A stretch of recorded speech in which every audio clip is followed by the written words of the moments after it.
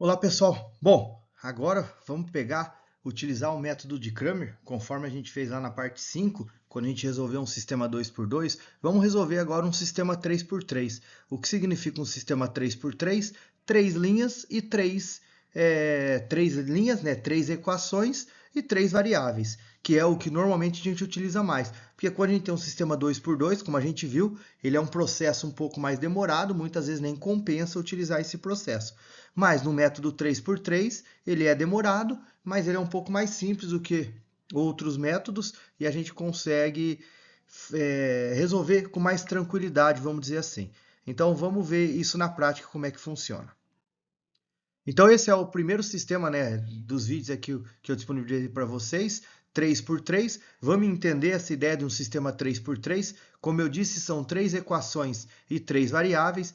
Então se aparece, por exemplo, x menos y mais 2z.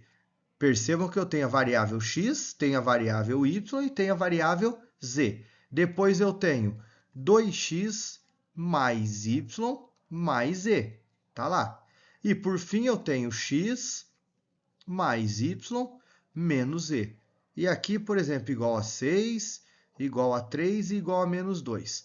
Então percebam que eu tenho um sistema com três equações e três variáveis. Isso é o que a gente chama de sistema 3x3. Pensando nisso, como a gente faz para resolver? Se a gente for utilizar o método de Cramer aqui, conforme a gente fez no outro. Eu vou colocar aqui na frente, tá? Por conta do espaço, que esse aqui necessita um pouco mais de espaço. Primeira coisa, a gente faz a matriz dos coeficientes. Então vamos olhar aqui, vamos pegar os coeficientes. Aqui do x eu tenho 1, porque quando não aparece nada é 1, 2 e 1. Então 1, 2 e 1, tá lá. Depois aqui no outro, eu vou ter menos 1, eu vou ter 1 e eu vou ter 1, tá aqui. Depois no último, eu vou ter 2, eu vou ter 1 e eu vou ter o menos 1 aqui do z. Tá lá, essa é a nossa matriz dos coeficientes. O que é que a gente faz? Multiplica pela matriz das variáveis, que no caso é x, y e z. E lembrando, tá? Que a gente precisa estar todos na ordem. Então percebam que aqui tem a coluna do x, a coluna do y e a coluna do z, tudo certinho. E isso é igual à matriz dos resultados. 6, 3 e menos 2. Está aqui. É isso que a gente tem. Transformamos isso num produto matricial. O que a gente precisa fazer agora? Agora a gente precisa resolver isso daqui. Pegar cada determinante, fazer a substituição conforme a gente fez. Nesse caso específico, se a gente for pensar, nós vamos ter 4 determinantes para a gente poder chegar no resultado aí. Vou colocar aqui no canto. Então, se a gente for pensar na hora de calcular o valor do x, quem vai ser o x? O x vai ser o dx dividido por d. Tá lá. Depois eu quero determinar o y. Quem vai ser o y? O y vai ser o dy dividido por d. E aqui, como eu tenho três variáveis, quem vai ser o z? O z vai ser o dz dividido por d. Tá lá.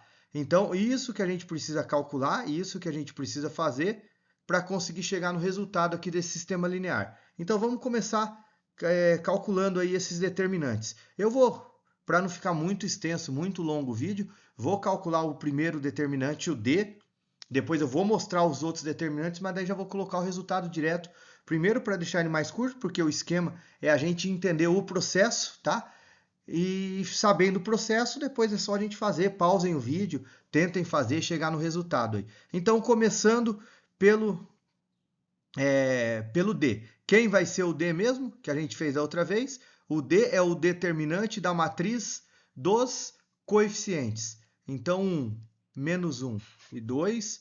Depois eu tenho 2, 1 e 1. Depois eu tenho 1, 1 e menos 1. Eu quero esse determinante aqui. Então, o que a gente faz? Copia as duas primeiras colunas, está aqui, copiando as duas primeiras colunas. E lembrando, sempre que eu calculo o determinante de uma matriz de ordem 3, a gente pode utilizar a regra de Sarros. Diagonal principal mantém o sinal, diagonal secundária inverte o sinal. Então, 1 vezes 1 vezes menos 1, eu vou ter menos 1. Menos 1 vezes 1 vezes 1, eu vou ter menos 1. Depois, 2 vezes 2 vezes 1, mais 4. Vamos na volta agora. Lembrando, diagonal principal mantém o sinal, diagonal secundária inverte. 2 vezes 1 vezes 2 vai dar 2. Como está voltando, menos 2. 1 vezes 1 vezes 1 dá 1. Está voltando, menos 1. Menos 1 vezes 2 vezes menos 1 vai dar mais 2. Como está voltando, menos 2. Se a gente for pensar, menos 2 com menos 1, menos 3 com menos 2, menos 5, menos 6, menos 7 com mais 4, eu vou ter o que o D vale, menos 3. Está lá. Esse é o valor do D, que é o determinante da matriz dos coeficientes. Agora, lembrando, né, e outra informação, se esse determinante ele é diferente de zero, e a gente viu que ele é diferente de zero, o que significa que nós temos um SPD, um sistema possível e determinado. Agora, o que a gente precisa fazer? Calcular aí o determinante das outras matrizes.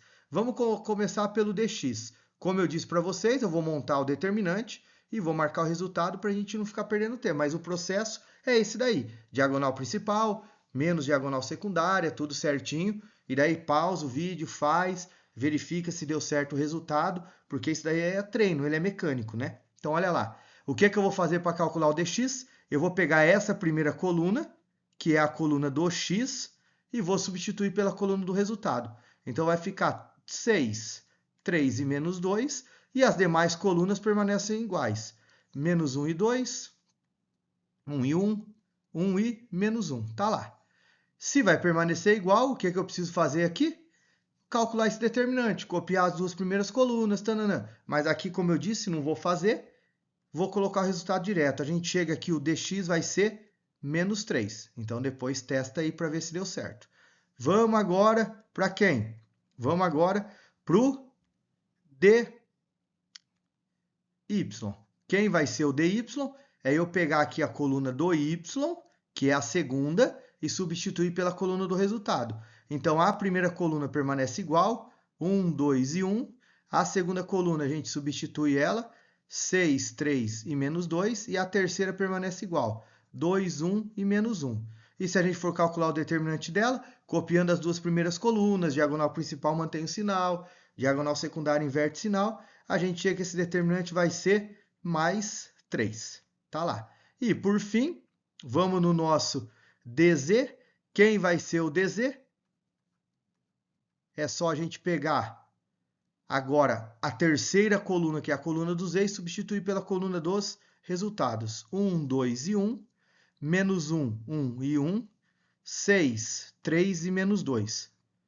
Diagonal principal, mantém o sinal, do mesmo jeito que a gente fez. Chega aqui que o resultado vai ser menos 6. Tá lá. Como que a gente faz agora para calcular, então, as nossas variáveis? O dx, que é menos 3, dividido por menos 3, que é o d. Menos com menos, mais 3 dividido por 3, 1. Quem vai ser o y?